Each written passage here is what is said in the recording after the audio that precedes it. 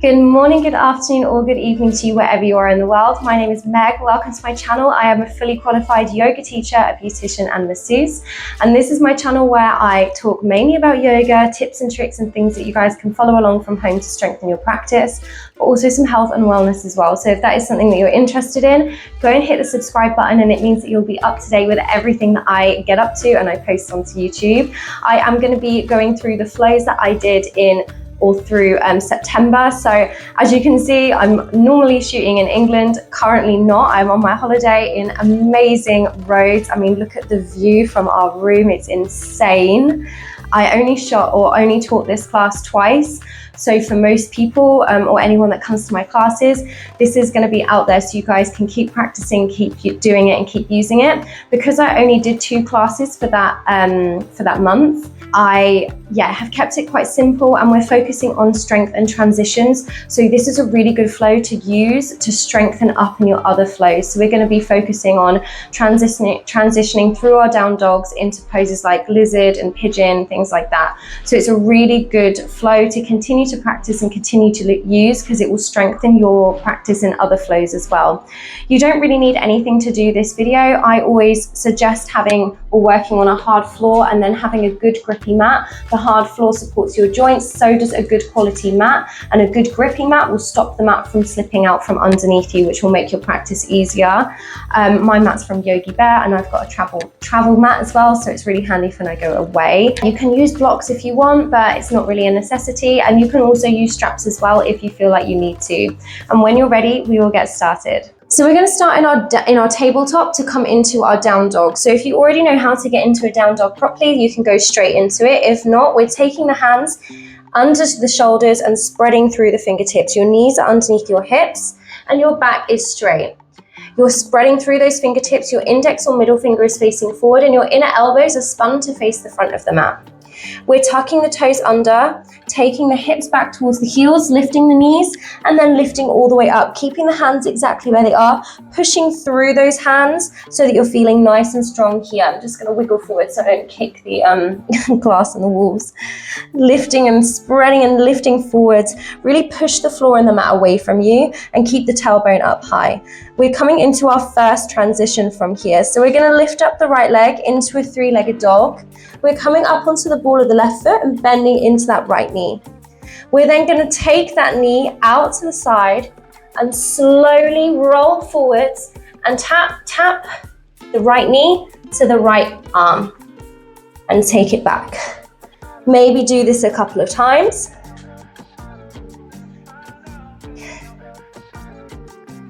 And then we're meeting back into our 3-legged dog.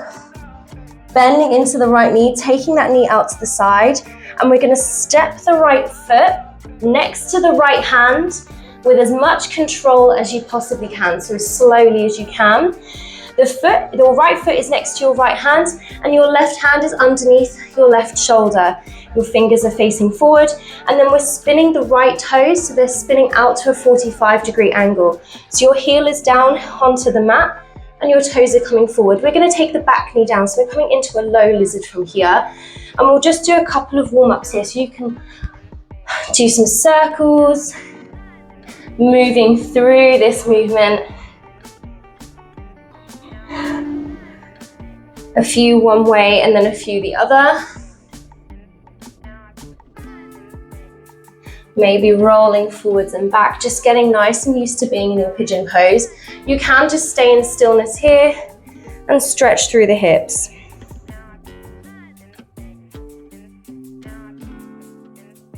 We're going to go from our lizard back into our down dog. So we're lifting the back foot and lifting the knee. If you're like me, you might need to walk the knee in a little bit further just so you're able to kind of push up and go back.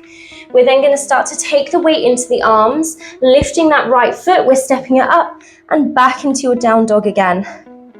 Deep breath here, ready to come into our next transition, which is pigeon. So we're lifting the right leg up again, bending into the knee. This time we're bringing the knee forwards.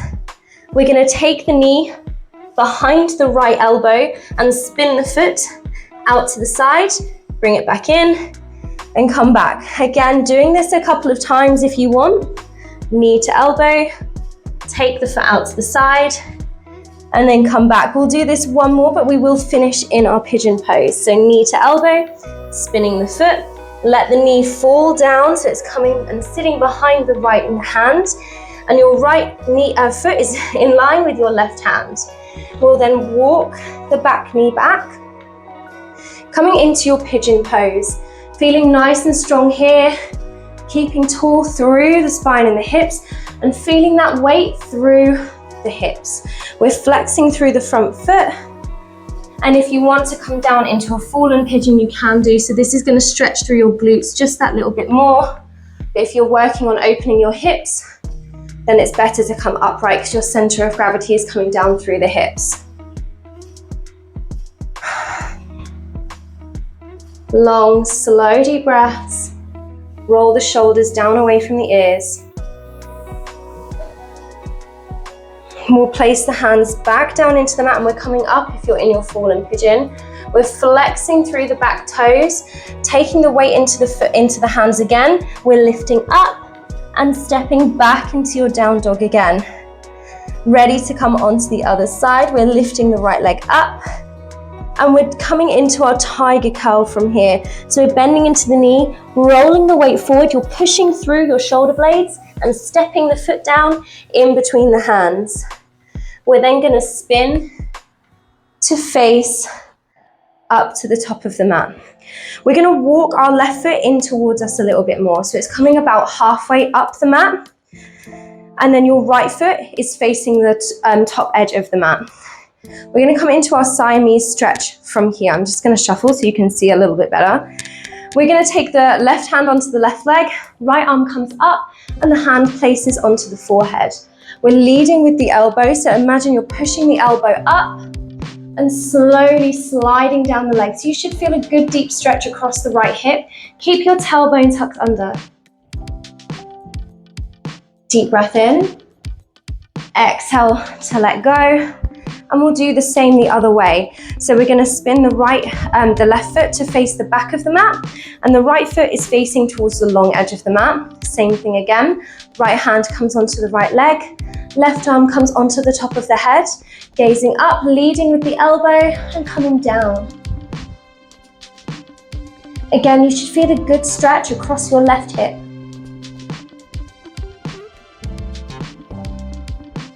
Deep breath in and out. Inhale to come back up, and we're now going to spin towards this top hand. So we're going to take top foot even. So we're taking this the opposite way round. The back of your mat is now going to be the front. We're going to bend into this front leg and take the hands down into the mat and step your back leg back into your down dog. Ready to do the same on the other side. So we're now facing the opposite way, but we're doing the same flow, and we're using the left leg this time. So same thing again, in from your down dog into your three-legged dog, bending into the left knee this time, and then we're taking that knee out to the side and tapping it to the outside of the left arm, and then taking it back.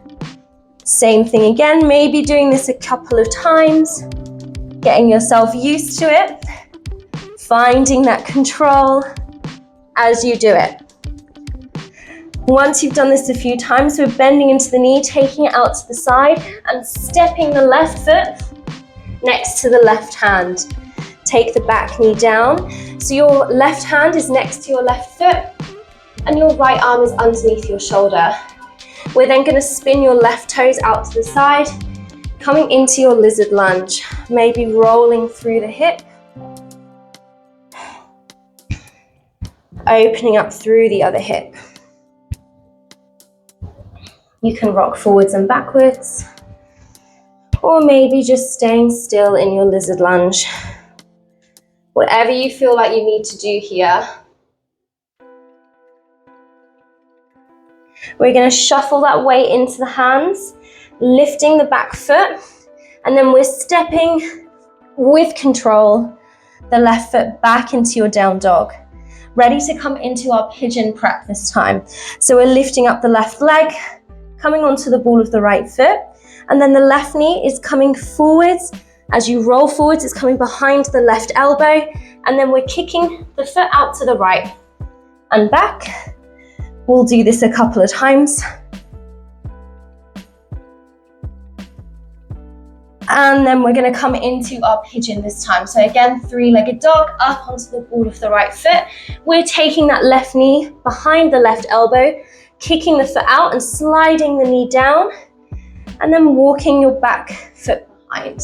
So we're coming into our pigeon pose from here.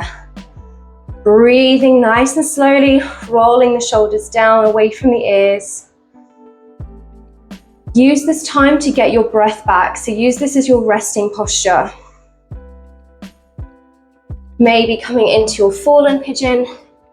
If you want to work on opening the glutes a little bit more, I would say do the same on the other side, or on this side as you did on the other side.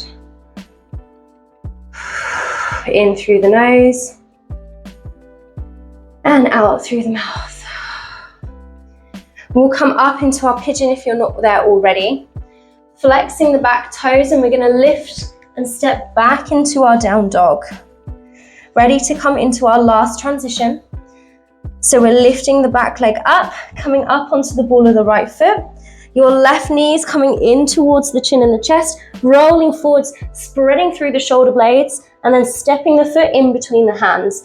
If it doesn't quite get there, you're picking the foot up from behind and stepping it through. We're going to walk to face the long edge of the mat.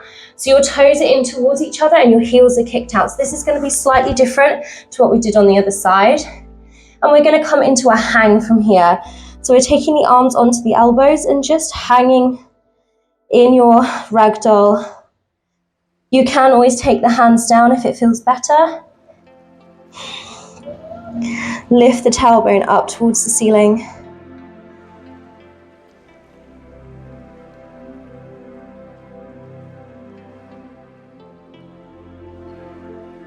And then we'll take the hands down. We're going to walk them to frame the front foot. So we're coming back up to the top of the mat, and we're going to pivot the toes to face the top of the mat.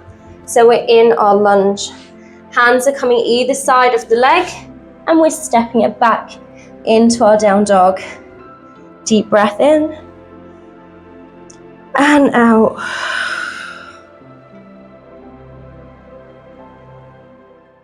Thank you guys so much for watching. I really hope you enjoyed this flow. Like I said, this is a really good flow to do to help improve your other flows, because you're working on all that strength and all that kind of, strength work and core work from moving the legs nice and slowly. It's one you can continually use and continually go back to.